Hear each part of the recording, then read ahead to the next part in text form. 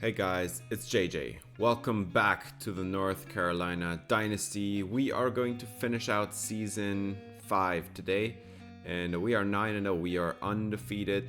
We are 7-0 in conference. There is 3 more conference games today, and the first one is going to be against the Old Dominion Monarchs, who do have a few standout players, but overall the roster just really lacks talent to keep up in the ACC, so they are actually 2-5 in conference, and they are quarterbacked by Earl Slade, one of the better players on the team.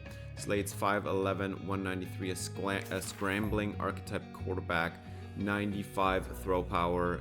He's got the golden off-platform ability, and he's got decent accuracies, but it's nothing spectacular. Good short and deep. The medium's a little bit of a work in progress, but he does have 88 speed, 90 acceleration, really fast. Earl Slade, the quarterback. Now, as running back, George Burnett, 5'11", 204, but to me, honestly, kind of looks like Derrick Henry in his Titans uniform, that light blue. He's an elusive back. He's got some decent hands. He can run some routes a little bit. He doesn't have much power. He's not Derrick Henry at all. 87 speed, not even fast enough to even be remotely close to Henry either. George Williams is the number 1 receiver on this team. Williams wears number 86. Williams has very good medium route running, but the rest is just decent. He's okay hands, but not great. 93 speed at least, 90 acceleration, so at least he's pretty fast. He's got good athleticism. And then Frederick Jewell, 6'3", 186 out of Orange Park, Florida. Frederick Jewell has decent route runnings, some really good hands actually. The elusiveness is really good as well. And it's a decent athleticism. That's pretty athletic as well. He wears number 81. And then we've got the third receiver here, Garrison LeCount. Wears number 89, 5'8", 195 out of Jacksonville, Florida. LeCount has very solid route runnings. The hands are decent. Not much after the catch, but at least he's a pretty decent athlete as well. So they've got some decent receivers there, and that's the skill group. For the offensive line, I mean, they do have some solid players starting there. The interior looks pretty good. They've got an absolute star here in Dominique Stanford, who's going to go to the NFL. But the tackle duo needs a little work. That's not too good. Jose Asante is the top edge rusher on this team, 6'6", 247 out of Pennsylvania. Asante has 88 power moves, 76 finesse moves. His strength is very good for a 247-pound edge rusher. But he's not really fast. He looks like his athleticism profile looks more like a D-tackle, but he has the weight of an edge rusher. He should be a lot faster and a lot less stronger than he actually is. Dylan Wells has really good power moves. Well, not really good. Solid power moves, solid run stopping, solid power, solid finesse moves. And solid quickness. He's just an average edge rusher, but they do have a couple good ones there. And then they've got Eugene Johns as the middle linebacker, former 2-star out of Little Rock, Arkansas. Johns is 5'11", 231, pretty solid pass coverage ability. He's got really good tip power, really good blitzing ability as well. He's got some speed as well. Johns over the middle of this defense. Like they got a couple standouts at every position, or at every position group on the defense, but it's just they lack the depth. There's just a huge drop off from the top players to the number 2s and 3s on this team, and it's the same thing with the secondary. They've got a really good corner here, very good in man coverage, very good with press, good zone, but just not fast either. They do have a solid number 2 on the outside here, Akeem Veal, 6'2", 187. Veal has also really good man coverage. The press is lacking a little bit, and also the zone coverage is not as great. At least he does have the long speed to play the position, but The safety group, again, not great looking here. And yeah, we have faced them twice so far, each of the last 2 seasons. We won both of those games, and that's not too surprising. I mean, we were the high favorites in both matchups, and we are again today, even though this game is played at Old Dominion. We're traveling to Virginia to face the Monarchs there, and I would say that we desperately need to win this game, because if we don't, we got a huge problem. Trying to stay undefeated here, we absolutely gotta dominate the competition, especially the low-ranked. It's a 2-5 team, and what on earth was that? Third play of the game, and it's already a pick six. It's James Proctor, touchdown UNC, and this game is already, yeah, looking like an easy win for us. 7-0. We haven't even touched the ball on offense, and Old Dominion already looking horrible with just a way too late throw. Just check this out by Proctor. He has solid coverage. He baits the quarterback, and then just perfect positioning for the interception, and can't track him down to the goal line. That's a touchdown for Proctor, and he's a freshman linebacker. I mean, imagine how good he's gonna look next year. 1st and 10 for Slade, and he is going to get sacked. That's Harvey Kalmalat in the backfield. That is also a freshman defensive tackle. So, a redshirt freshman, yeah, but still a freshman. Like, this kid is playing his first season and absolutely dominating the right guard here, and that's supposed to be the good one. Actually, I think they might have switched the guards. Maybe Stanford is actually playing on the left side of the line here. 2nd and 15, and down goes the quarterback again. Slate is taken down on the safety blitz. Jaden Patterson's in the backfield, and you can see the 99 speed on display here. 4th and 19, they cannot recover from that one, and they have to punt from their own end zone. And waiting the ball on the 41 is Clyde Upshaw, and he's gonna reverse field here, juke out one defender, and returns it for about 25 yards, I think. And now Nick Shabazz takes the field with a very short field, actually. And they're going to start off 3rd and 1, and that's actually a play-action throw. And that's a catch made by Deontay Slade, the tight end. They got him there, definitely. 3rd and 1, Costanzo's in the backfield. You expect a run, and what are they going to do? They're actually going to pass it. They're actually going to pass it on this one as well. And Deontay Slade's got another one down to the red zone. 3rd and goal. Nick Shabazz, 4-man pressure. He's going to scramble, and he will take the sack. That is going to be a field goal try for UNC from the 7-yard line. That's a 24-yard try, and it is actually no good. No points for the Tar Heels on a pretty solid possession that just stalled out in the red zone, and kind of shocking. Now, 3 runs for Old Dominion. They don't get anywhere. It's a 4th down, and we are going to see another return by Clyde Upshaw, and he's got, yet again, a lot of running room, and this one's going to be returned all the way. 5, touchdown, Clyde Upshaw. What a return for him, showing off the speed and working the angles. Pursuit angles were horrible here, and pretty solid block there at the end. Clyde Upshaw with the great pass in the end zone. 14-0, untouched. Walking it in there. 1st and 10 for Earl Slade. So far we have scored twice. It was a pick 6 and a punt return touchdown. So the offense really got to get on the field here. 3rd and 8 for Earl Slade. And he is going to have a wide open man sitting down between the zones. That's the number 1 receiver. They're going to move the chains on that one. 1st and 10 from the 31. Slade hands it off to number 22. George Williams, actually not George Williams, that was a receiver. George Bennett, the running back, gets a very nice run lane up the middle. 1st and 10, Bennett, well actually no, he went on a route. That's actually Slade with a throw to his number 2 receiver, 81. And now it's 2nd and 1 for Slade, 4-man pressure. And again, sitting down between the zones. Now he deals it to his number 3 receiver, just dealing it all over the place. And that's almost field goal range now. Slade is standing tall in the pocket, delivers to Williams again. That's a 1st down. They're going to almost move the sticks on that one. 2nd and 2 for Slade. And again, sitting down between the zones. And the The number 2 receiver fumbled it, and we're gonna return it. Connor Stocky's gonna get it almost to midfield out there. What a play for the defense. Old Dominion was driving. This was the best offensive possession that we had seen so far.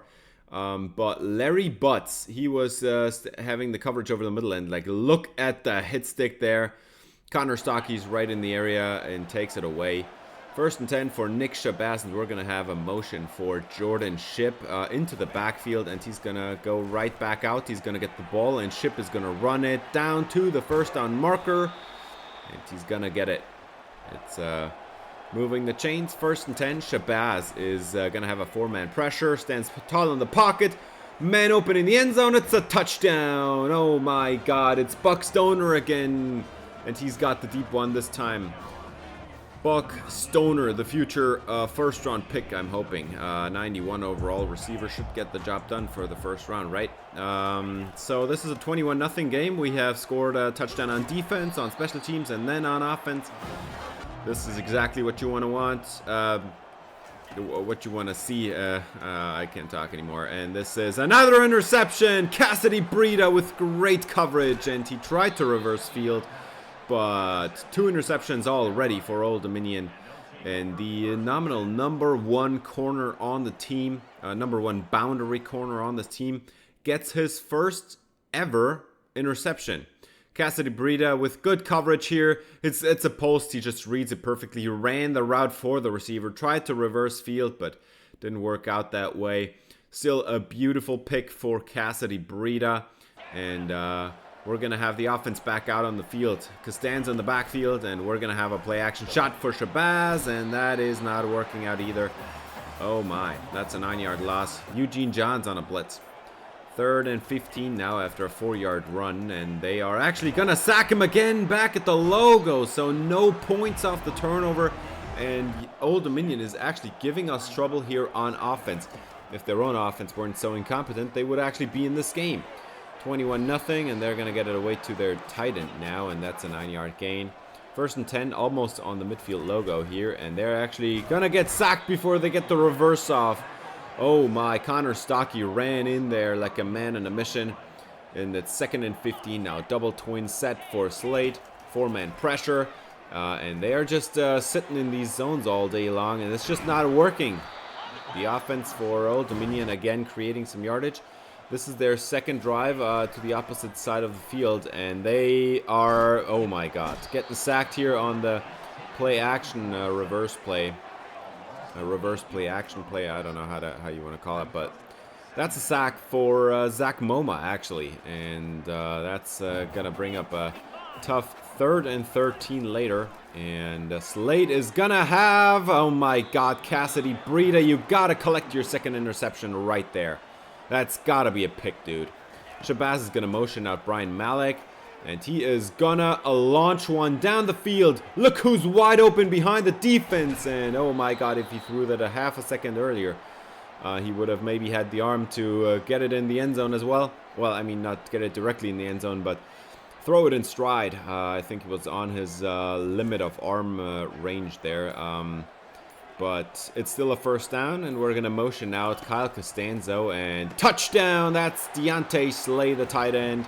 He was not covered over the top, and just throw it in the end zone, and I don't know what you want to do with that field goal post, but more power to you. If you're going to score more touchdowns, I'm fine with that, I guess. We got another sack incoming. Zach Moma in the backfield again for another one.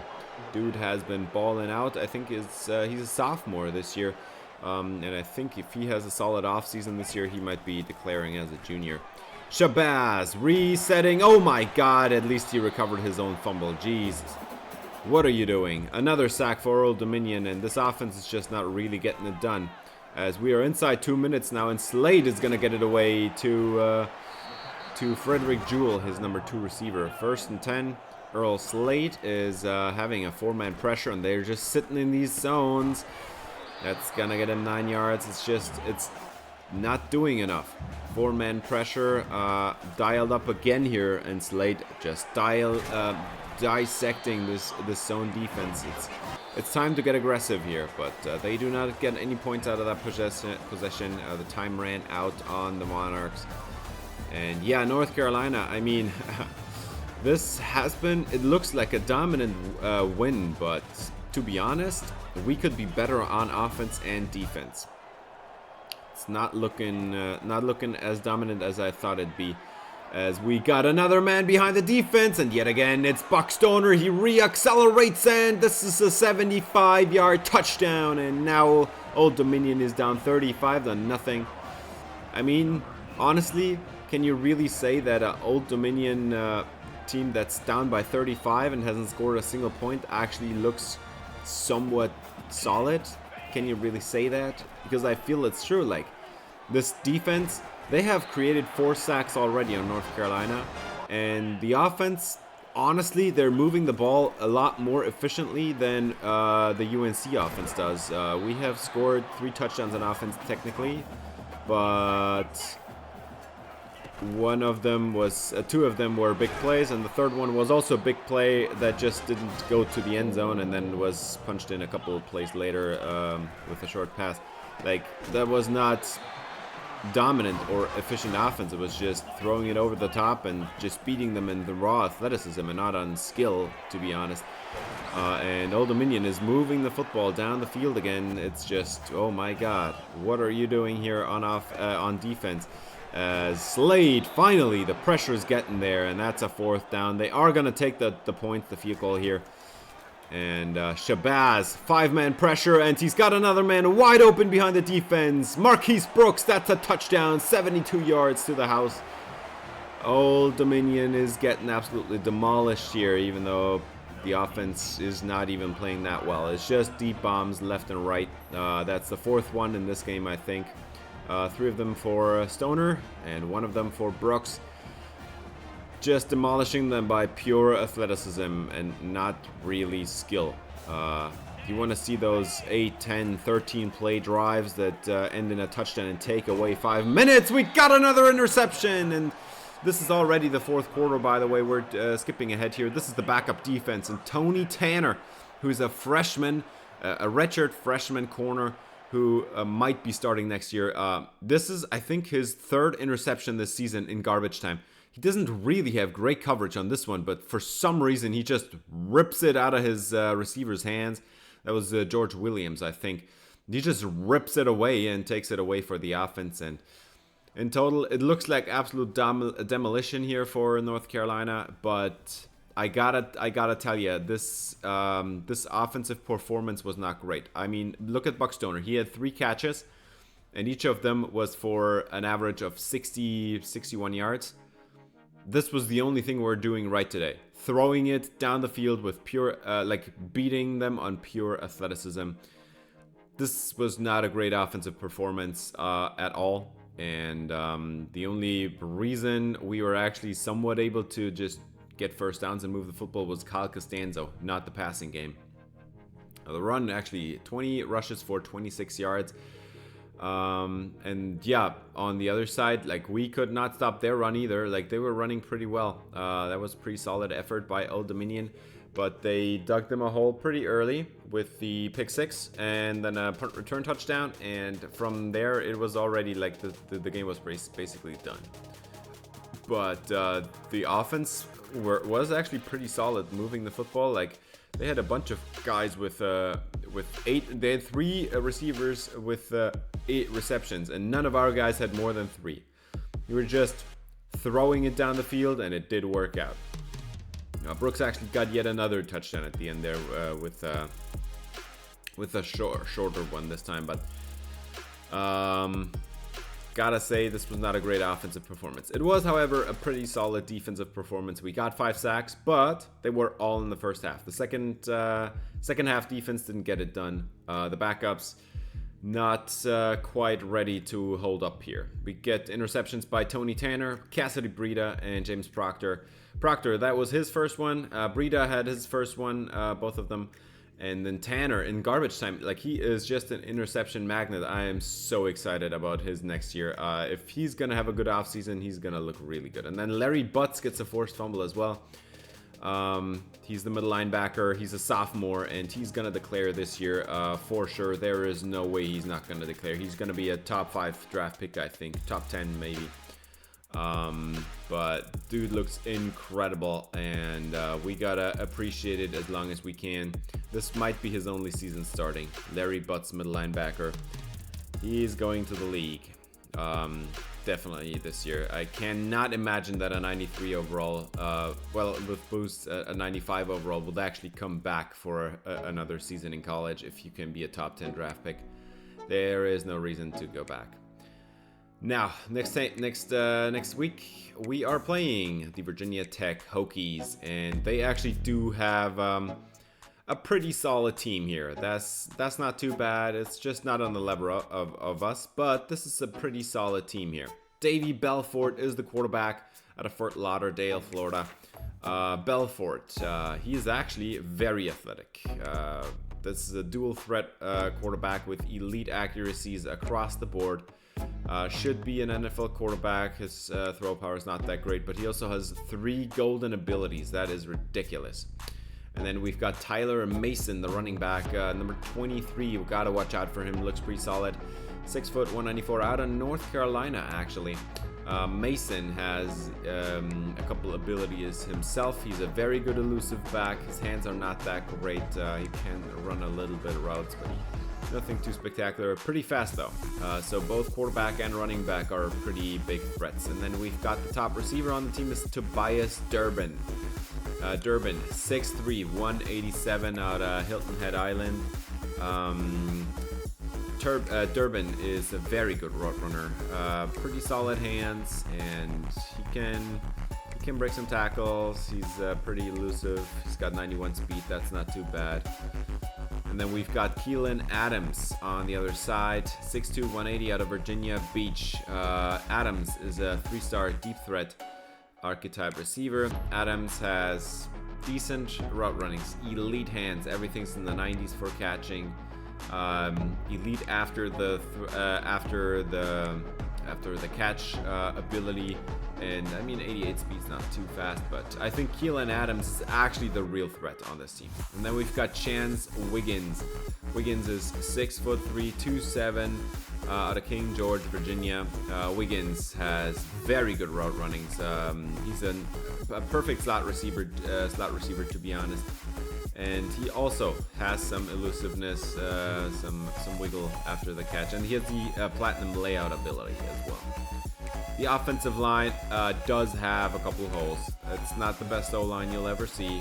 Virginia Tech, the left guard spot doesn't look great, but they might play the backup right guard actually on that side. But the right tackle spot also doesn't look great. So the O-line definitely a question mark for Virginia Tech. And then they got as an edge rusher Derek Dandy, 6'4", 219 out of Mount Airy, North Carolina. Dandy is the best player on the team, hands down. 79 finesse moves, 88 power moves, solid run stopper with great athleticism and the platinum quick jump ability. This is the one that you got to be scared of. The quick jump ability is absolutely OP in this game. Gerard Johnson is the other edge rusher. He's a silver quick jump ability. So our tackles are going to have their hands full in this game. And Johnson, honestly, is an even better or more refined pass rusher, in my opinion. A better run stopper as well. Pretty athletic, too. This is a great edge rush duo. Now, one of their best players, team Andrew Hanchuk. Run stopping defensive tackle, complete ACL tear. His season is basically done unless they make the postseason. And yeah, the backup is Eric Soap, still a really good player, but just might need a couple more off seasons to develop all those ratings. Great future, but right now he's just an average defensive tackle. And then at middle linebacker, they got a 92 overall, Everett McPherson. 6 foot, 221 out of Wilmington, Delaware. He doesn't have quite the abilities you would expect in a 92 overall, but he's solid in coverage. He's got some instincts. Not great blitzer, but 88 block shedding is absolutely elite. That would actually be elite at defensive tackle, and he has 88 block shedding as a linebacker. Unbelievable, man. Joshua Clark, 6'2", 176 out of Alexandria, Virginia. Clark has very solid, very good zone coverage actually. The man coverage is absolutely awful, but as long as you keep to the zone, he's fine. And then even if he's not great in man, he's got at least 99 speed, 98 XL. We're going to have all our hands full with this defense, I'd say. This is a really good defense, even though they're missing one of their best player, maybe the best players, maybe the best player on the team. Now they're actually going to miss their number 2 corner, so the number 3 is going to be the number 2. 5'11", 194. It's Josh Toon out of Tifton, Georgia. 3-star archetype, slot archetype receiver, corner, I mean, obviously. He's got really good man coverage, but even his zone is pretty presentable. 84 zone is really solid, actually, and just not quite the athleticism. So whoever faces Toon, that might be the receiver we got to go with in this game. Noah Jenkins, 6'2", 200 pounds, out of Richmond, Virginia. Jenkins has golden house call ability. He's a pretty solid run support safety. He can hit. He's got 81 zone coverage, and he's got the speed. Really good safety. They got great range over the top, and yeah, we have faced him twice in the last 2 seasons, and we have won both of those games. But this is definitely going to be a battle again. It's just Virginia Tech is one of the better teams in the conference, and you can't underestimate them no matter how much of a favorite we are. But at least this game is going to be played at home, so let's see how we can win this one. I hope we can get it done with the personnel we have. We do have the better quarterback. We have the better running backs. We have a better receiving unit still, even though theirs is pretty good. We have by far the better offensive line, but the defense, they have, I think, almost quite this is almost a tie here for a defensive line. And then at linebacker, we got the better linebackers, even though theirs is actually pretty solid. Secondary, we do have the better secondary as well. So we are the heavy favorites, I would say, but we need to prevent sacks. And speaking of sacks, Zach Moma just got his 10th of the season. So as a defensive tackle, having 10 sacks this season, that's actually pretty good. And Belfort, oh my God, got absolutely smacked down there and looks to be shaken up. We get the ball back after a couple sacks with really good field position, and Shabazz is going to get it away to Jordan Shipp, who actually has been his favorite receiver this season. If you look at the stats, you think like, oh my God, yardage and touchdown wise, oh my God, this is Marquise Brooks and Buck Stoner's offense. Actually, it's not, because just number of receptions, Jordan Shipp is outracing both of them. Over the middle, those passes are just deadly. And speaking of those, we got, oh my God, a fumble. Clyde Upshaw, what are you thinking? He finally gets some playing time here, gets a reception over the middle, and then fumbles the football away in prime scoring territory. Virginia Tech's taken over here at their own 7-yard line. Game still tied at 0, and they got the reception on the outside. That's a pretty good start. It's Tobias Durbin, their number 1 receiver. 2nd and 12, and Belfort has some time. He throws it to his number 2, and that is going to be an 8-yard completion. Pretty solid start to this drive. Now 3rd and 2, gotta move the chains, and we are gonna have a 4th down as Larry Butt seems to be injured on the play. I mean, that's never great to see. I hope he is okay, but 4th and inches at least. So we're getting the ball here. Jaden Patterson, one of the 2 tacklers there, he has been really good at that. And then we're going to send 4 people down the field and just take off ourselves. They had pretty good coverage, but Shabazz has a huge run, 31 yards down the field. Shabazz with his longest career run, but has a torn labrum and will not be able to return for this game or the next couple, probably. A torn labrum for our superstar middle linebacker that's going to the NFL. Oh, this one hurts. But we're on offense at least, and we're going to get this one away. Jordan Shipp over the middle. That's a 1st down, and this is exactly what I've been telling you. If we got to move the ball over the middle of the field, it's Jordan Shipp territory. If we got to get a long touchdown, it's Buck Stoner or Marquise Brooks. If we got a touchdown run from the 1, it's Kyle Costanzo, and that's exactly what we got. 7-0 Tar Heels. Costanzo has been doing this for a long time. This is his 4th season as a starter. He's a true senior, and he will be going to the NFL at the end of this year as well because he is a senior. He will not be coming back. And then 4th down achieved by this defense.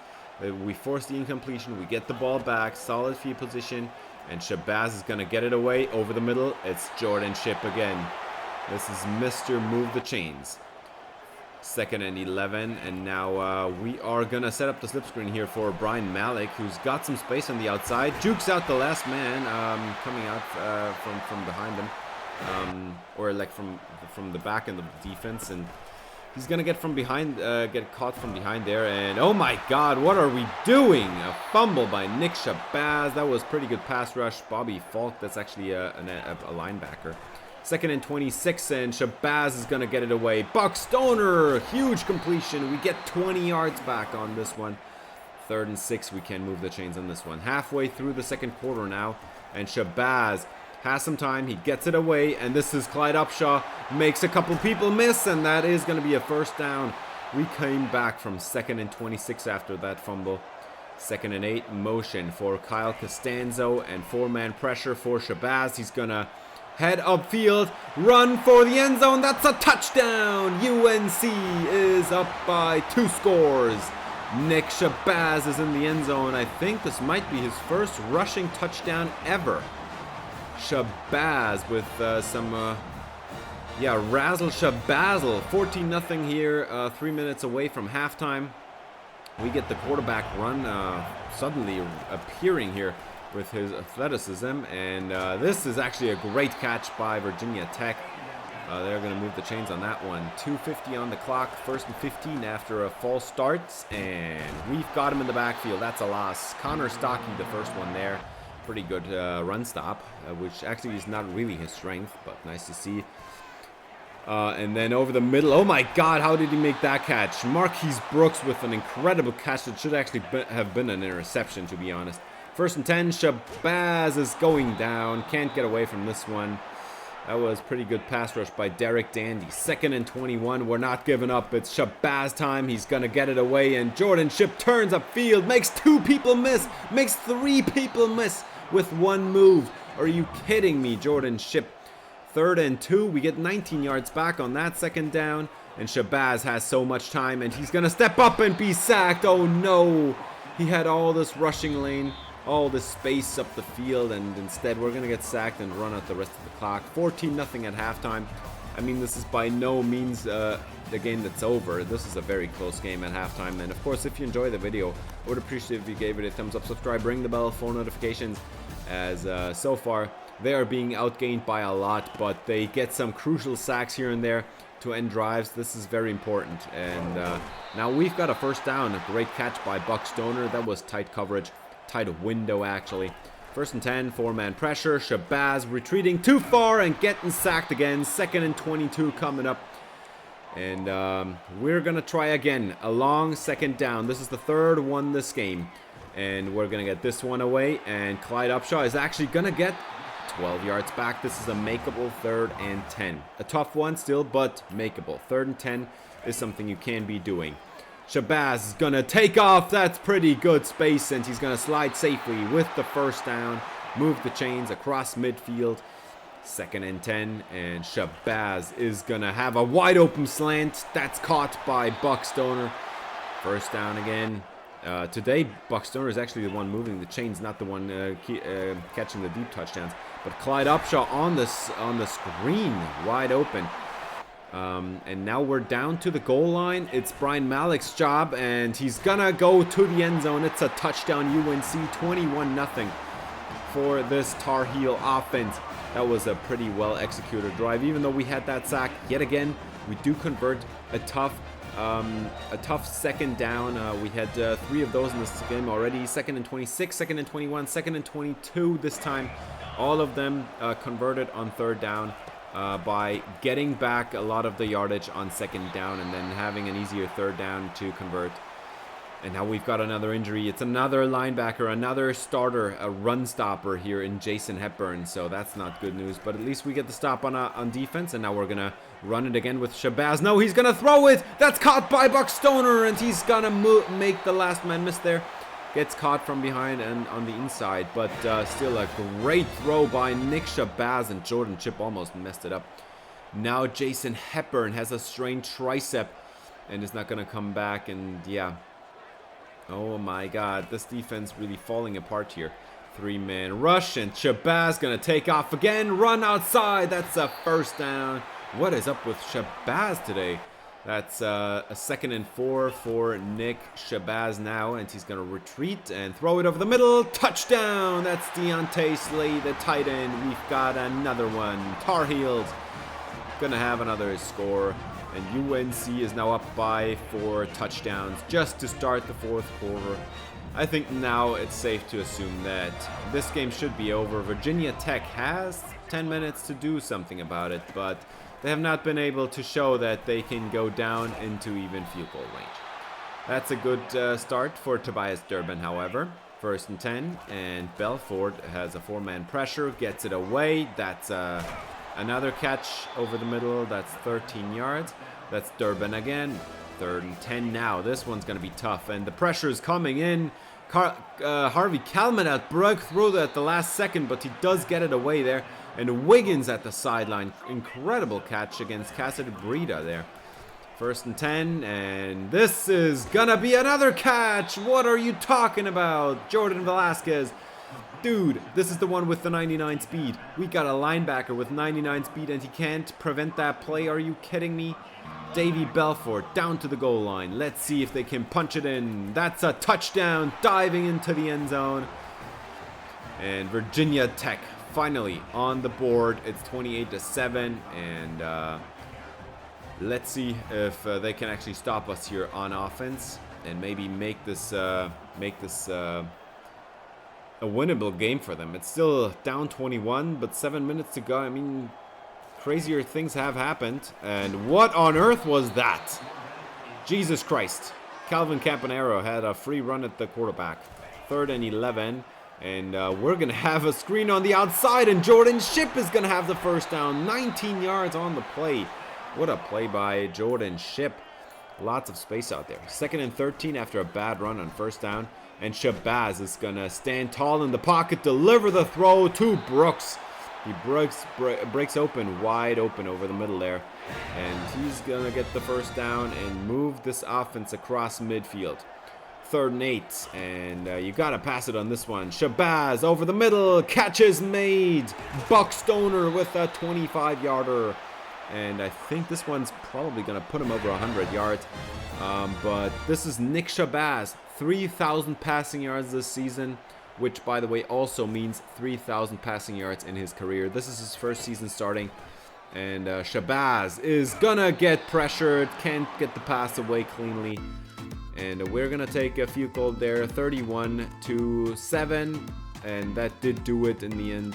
We do allow one more touchdown. They went for 2, didn't get it, so it stayed a 3-score game, but win was never really in question. It just took us a little bit longer to get there than usual, but this is also a tougher opponent. Shabazz, 26 of 33 for 335 yards, 78 completion percentage, and then we've got 1 touchdown, no picks. Excellent game by Nick Shabazz. This is what we want to see from a former number 1 overall prospect, number 1 overall recruit in the country. This is the type of stuff you want to see out of your quarterback there. And then oh my god, like this defense was absolutely shutting down the run, but the other side as well. Costanzo kept to 34 yards on 15 carries. And Brian Malik 7 yards on 5 carries. Oh my god, this was an abysmal game on the ground. This is actually the reason why we're not able to run away with the lead quicker, like literally run away with the lead. We couldn't do it. But Buck Stoner, a buck 25, took a couple touchdowns, actually just one I think. But great game for Buck Stoner again. And then on defense, oh my god, this is exactly what I was talking about, man. This D-line is pretty unbelievable, and they were actually missing their best piece. Imagine how good this D-line would be if they had Handchuck in this game.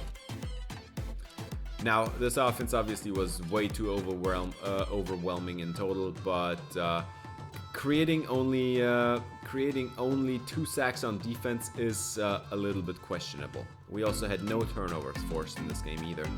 So I think we're pretty lucky that they only scored two touchdowns on us. And if you haven't noticed, at this point, South Carolina actually has clinched on the other side. They have clinched the top spot in the Southern Division.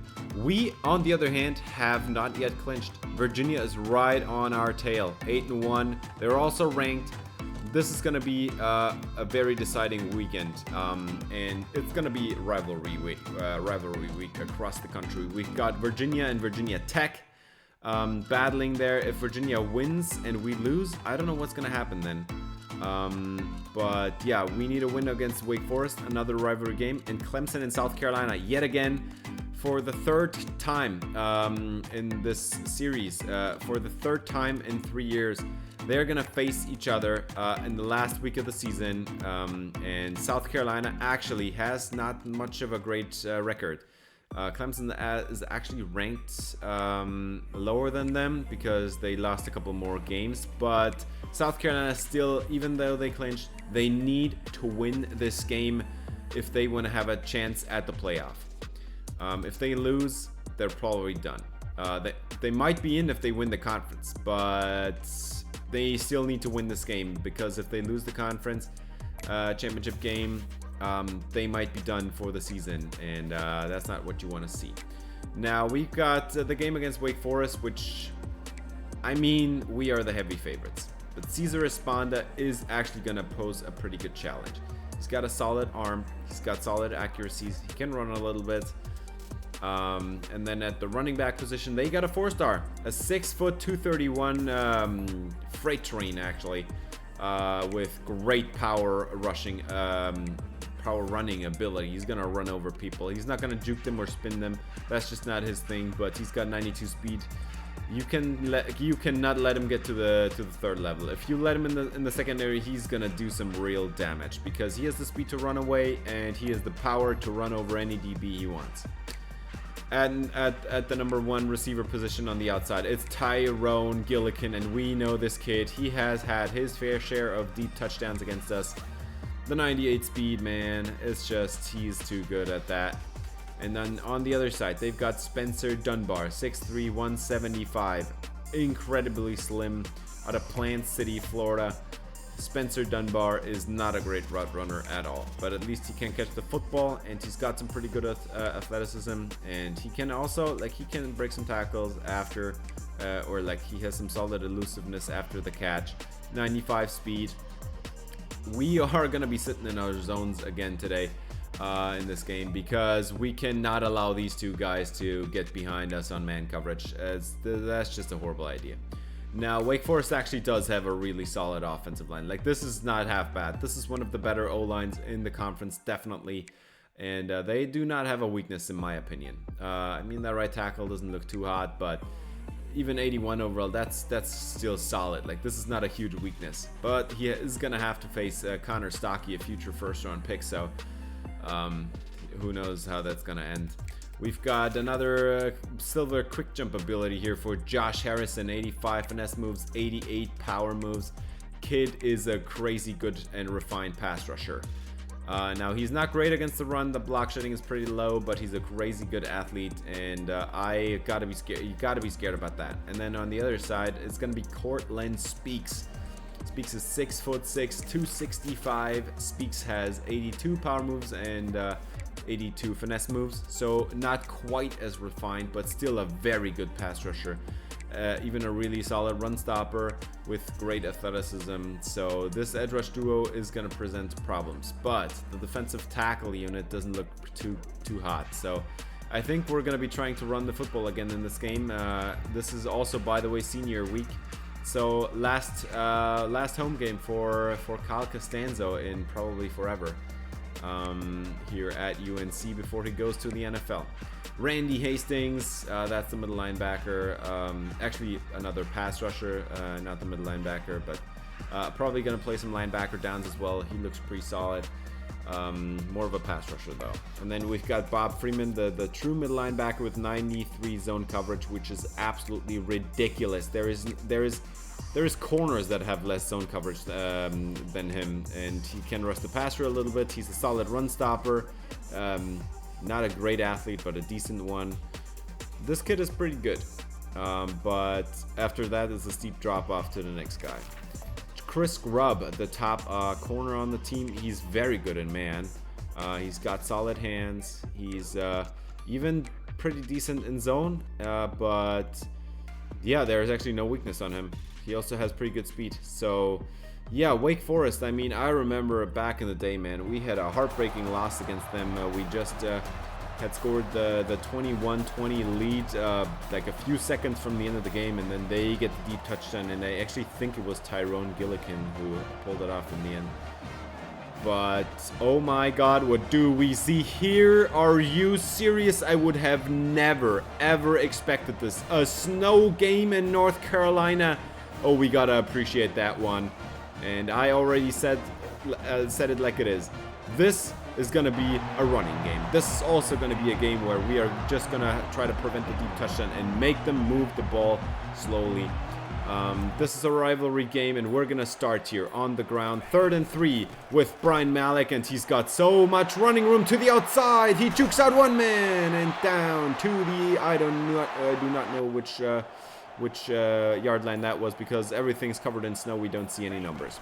1st and 10, Kyle Costanzo up the gut, and this is exactly what I want to see. It's senior week, and we've got some of them. 1st and 10, and Shabazz is going to hand it off to Costanzo. He's got some running room on the outside and fighting ahead. That's a huge run for Costanzo, and Wake Forest's run defense is actually looking pretty awful right now, as we're down to the goal line now. 3rd and 3. We're actually going to throw it here. Shabazz is going to reset a couple times, and catch is made in the end zone. It's a touchdown. Deontay Slade. He's actually not a senior, but he still gets a touchdown. And it's 7-0 in North Carolina. Let's see what the Demon Deacons are up to as they get a good run up the middle. 15 yards. And the 1st down for Cummins. 1st and 10, and they're actually going to move somebody across the formation. Esponda is dropping back to pass. He's going to avoid the rush. He's going to get the 1st down and slide safely with a 1st down. That was pretty good by Esponda. 3rd and 2, Esponda gets it away over the middle, wide open. That's a 1st down, 20 yards to his number 2. 1st and 10, and they've got a double twin set. Esponda over the middle. That's a catch made by the tight end, and just like that, they're in the red zone. Tight end is Denzel Dar, by the way. Just nothing spectacular. Doesn't have much speed, but throwing it in the end zone, and this one's caught. Steven Slate, the slot corner.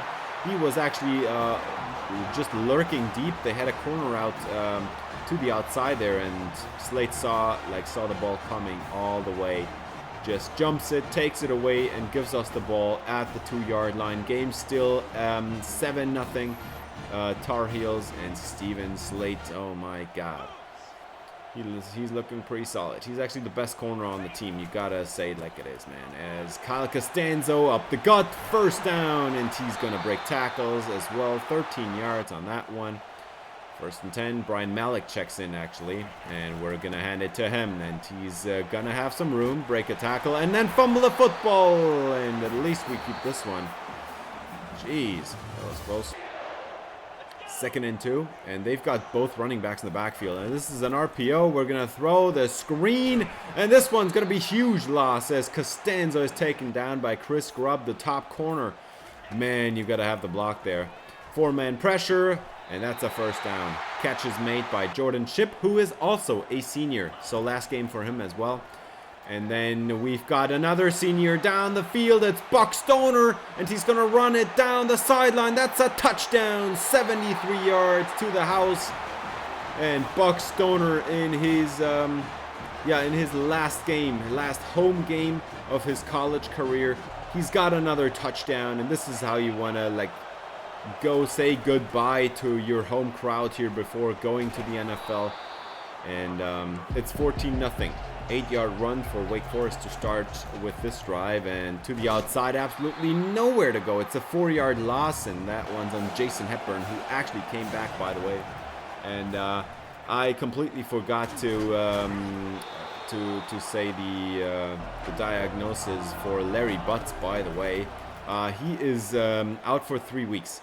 So this means this game and possibly the conference championship game, but I'm not sure about that one. Maybe he's going to be able to go get into that one, but it's going to be tight. He's not in this game. And yeah, Connor Stockey with another sack here on the quarterback. 3 men there. Cal Millett as well in the mix. So 3rd and 17 coming up for Wake Forest. And I mean, look at Connor Stockey here. I mean, that's just absolutely demolishing this quarterback. And then Anthony Dingle as well. Everybody's just in the backfield here. They do not recover from that sack. And just Brian Malik teleporting across the field on 3rd and 11. Why on earth did they think they could run for more than 11 yards on the 3rd down? That's 3 and outs, and Wake Forest is actually gonna. Oh my God! He fumbled it at the end. Oh my God! I thought he was gonna get away for a second there, and then he fumbles it at the end. And oh my God, we recover. This is a great field position for North Carolina here, halfway through the 2nd quarter. Anthony Dingle, you know that he's lining up on the other side, right? This is a pure effort play. He almost had the sack, and then the quarterback, Esponda, just ran away from him, got slowed down again, and then Dingle still followed him and knocked out the football. And Jaden Patterson recovers. We get the ball. Brian Malik with a solid run for a 1st down, 1st and 10 now. They're going to set up the screen here for Malik, who is going to make a 4-man miss. He just juked out 4 people with 1 move. Are you kidding me? He just juked out 4 people in 1 move. This is how good he is as an elusive back. And we've got the touchdown over the middle. It's Jordan Shipp, another senior with a touchdown here. This is what you love to see. We've got not a quarterback that will declare early, but we've got a running back that will declare this year. We might even have 2. Depends on what Brian Malik's gonna do. He's a 90 overall. He could declare as well. And if he declares, we will not try to convince him to come back. So that's going to be good. We've got the ball at the 2-yard line for some reason. Oh my God. Another fumble by Esponda. He just got killed by Harvey Kalmlat. And yeah, that's not great. I mean, and that's not even enough. I think he also fell on it. He recovered his own sack fumble. Run it up the guts. Cal Costanzo, touchdown. Another senior that's going to leave, gets a score. Yes, this is exactly what you want to see. So we've got Costanzo checked. We've got Brian Malik still needs to get a touchdown. We've got Buck Stoner got a touchdown. We got a touchdown with Jordan Shipp. Marquise Brooks is a junior, but I think he might declare as well this year. So we might need to get him a touchdown. We have yet another senior receiver actually, and Clyde Upshaw also might declare early. So we've got actually 5 receivers on this team that might declare early, or like 5 receivers that are senior or might declare early here in Chapel Hill. And then we have actually no offensive linemen. No, Banfield, the left guard, he's a senior as well. We've got on defensive, at the defensive line, we've got Eric Daniel, the run stopper. Haven't seen a sack out of him, but he's more of a run stopper, which is why he plays mostly 1st and 2nd downs. At linebacker, we have Larry Butts. It's a shame that he is, that he left the last game injured with the torn labrum. So he will not playing here in this last home game. But I hope we can see him back for the playoffs. I think even if we lose this game, even if we lose the conference championship game, I think we should still make the playoffs. We do not have a corner that will leave this year. I do not think anybody's declaring early either. But we do have a safety in Jaden Patterson, and he already made an impact by recovering the fumble here. I think he already had a TFL earlier. This is looking pretty solid for this for the leaving seniors. 2nd and 2 now for Shabazz, as we yet again ended a Wake Forest drive without them having any points, and we're just inside 2 minutes now. You know that we're leading 28-0, and we're trying to score again. 15 seconds on the clock, and oh my God, this should have been a pick. Instead, Marquise Brooks has a huge first down. Last timeout taken by UNC. We might get another one, boys. It's Marquise Brooks, and he should have been picked. That should have been an interception, but Marquise Brooks didn't flinch for a second. He took it away, and oh my God, Nick Shabazz is going down again. Yeah, that's Tony Gilliam, one of the players we highlighted earlier, and that actually did knock us out of field goal range and ended the clock ran out on us with that sack. We should have thrown it away. We didn't, and yeah, let's see if we can get Kyle Costanzo over 100 yards in his last home game here as a Tar Heel as well. That would be awesome. 3rd and 8, and oh my God, you need to pick this one. Moses Riggins, Jesus. Gotta pick that one, dude. Another drive ended for Wake Forest. Shabazz has an hour, and we've got the throw in the end zone. Broken up for Marquise Brooks. He does not get the touchdown this time. 3rd and 12. Let's see what Esponda is doing. And this one should have been picked again. What are you doing, Moses Riggins? Another drive ender for Wake Forest there. As we're just going to skip ahead. They do get a touchdown in the end there, but look at this. Brian Malik, if you're going to declare early, this might be your last touchdown at Chapel Hill. This is a touchdown, 80 yards to the house. What a run by Brian Malik. This is the speed. Jesus, can you imagine he declares early? We're not going to convince him to come back. If he declares early, we're not convincing running backs to come back at all if they're declaring early. Can you imagine he declares early and this is all he ever was, a backup to Kyle Costanzo? Can you imagine what this dude could do with 20 carries per game? I mean, at least we got Kyle Costanzo over 1,000 rushing yards this year. That's a nice thing to see. And yeah, Esponda actually is going to get sacked here by Connor Stockey on a huge sack. This might be the last opportunity for Stockey, actually, because even though we do not have, even though he's not a senior, he's a sophomore, actually, but he's so good, I think he's declaring early this year as well. So it's nice to see that he also got a sack. And I think I forgot to cut in the Marquise Brooks touchdown. We did get a touchdown with Marquise Brooks at the end there as well in garbage time. But this is the rivalry game 1, and it was not a particularly close one. This was a pretty awesome game. Nick Shabazz throws for 4 touchdowns. This is exactly the stuff we want to see. Keeping his tools sharp. We win the North Division, and we're going to go to the conference championship game as Shabazz. Oh my God, I forgot. Kyle Costanzo not only had a rushing touchdown in this game, he also had a passing touchdown. We got it done. He got a passing touchdown as well. I do not think he got a receiving touchdown though. That would have been awesome in one game. But this was an awesome game for our defense. We were shutting them down all the way. They were not going anywhere. And Malik had 143 yards. Costanzo had 131. We combined for more than 270 rushing yards in this game. We got Buck Stoner a touchdown. He's a senior. Marquise Brooks might declare early. He got a touchdown in the end. We get a rushing and a receiving touchdown for Brian Malik. We get Jordan Shipp a touchdown. He's also a senior. This is awesome to see. And then Nolan and Gillikin, actually, man, oh my God. We could not keep these receivers in check, actually, for Wake Forest. But some of the yardage was actually achieved in garbage time. Like, the game was already long over by the time they were actually getting going.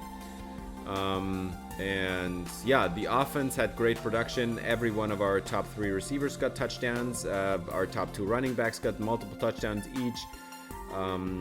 We had sacks for Connor Stockey. He had 2.5. He's probably going to declare early, I'm assuming. We got Jaden Patterson. He's a senior safety. He got a half sack.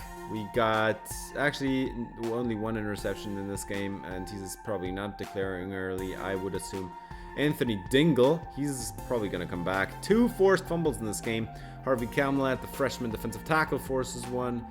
And I forgot to record this when he actually got hurt after that week 11 game, or game 11. But yeah, out for 2 more weeks now, and I think that will probably include the conference championship game. And yeah, sad to see, but this is the reality of football. Sometimes you're just gonna lose your superstars, and it's gonna maybe change something. But I do not think we have a different linebacker on this team that plays on the level of Larry Butts. But here is what we know. North Carolina versus South Carolina. This is the stuff you want to see. This is going to be the conference championship game. It's going to be a rivalry game between the 2 Carolinas, and this will be awesome. We have played South Carolina only once, I think. And yeah, well, this was actually also a visiting week for a punter. We got him. Burlington, Wisconsin is his hometown. Tyreek Burris, gonna ride the bench for a year before he is gonna step out on the field. But Burris, I mean, it's a punter. Not much to talk about here. 6'1", 229. I think we got the strongest leg in this year's punter class. 93 kick power, bronze mega leg ability, 68 kick accuracy, not great, but I think he's gonna be fine after he's gonna be redshirted next year, and I think after his redshirt season, if he gets his kick accuracy to the low 80s, I think he's fine. Now, as every year, Clemson still had to beat them, and South Carolina, I think this is it for the playoff for them. I think the only way to make it is to beat us. And that's what's at stake here for them. Virginia actually had a crazy good campaign, 9-1. This would be incredible if we had the South's oldest rivalry here as a championship conference championship game against Virginia. But we will have a rivalry game anyway. This is absolutely awesome. North Carolina versus South Carolina, as Virginia finishes second here. But let me tell you already, Virginia is actually ranked highly enough that I am assuming right now they will be in the playoff as well. And I would assume so that is also true for Clemson. I'm not sure about South Carolina because they are ranked number 24 now, and I think we still are the favorites to win that game. So if they lose that game, that's it for them. They're not going to make the playoff. But even if they win, I'm not sure if they're going to make it. But going to be making it to the playoff. But yeah, this is going to be the next episode. I'm already looking forward to it. This is going to be an awesome game against South Carolina. And that's going to do it for this episode. Thanks for watching. If you enjoyed, please leave a like and subscribe for more North Carolina Dynasty. See you in the next episode. Until then, have a great day.